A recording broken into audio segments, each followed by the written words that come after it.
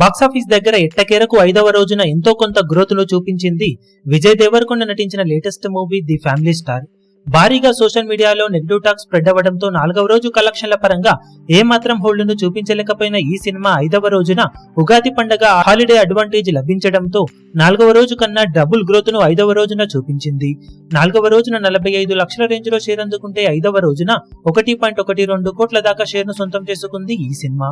World wide గా 1.33 కోట్ల range లో షేర్ అందుకున్న ఈ సినిమా 2.6 కోట్ల రేంజ్ లో గ్రాస్ కలెక్షన్ ను సాధించింది.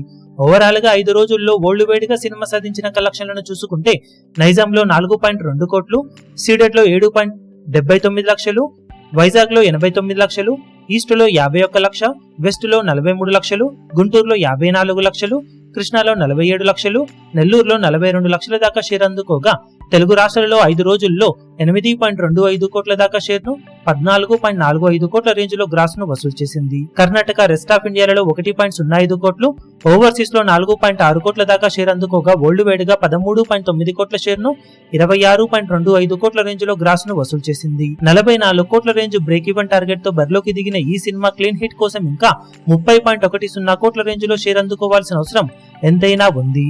ఇక మిగిలిన రోజుల్లో సినిమా బాక్సాఫీస్ దగ్గర ఎలాంటి కలెక్షన్ సాధిస్తుందో చూడాలి. ఇప్పుడు ఉన్నంతలో రంజాన్ పండగ హాలిడే అలాగే వీకెండ్ అడ్వాంటేజ్లు ఉండటంతో ఎంతో కొంత జోరును సినిమా చూపించే అవకాశం అయితే ఉందని చెప్పవచ్చు. మరి అది ఆశించిన రేంజ్ లో ఉంటుందో లేదా అనేది ఇప్పుడు చూడాలి.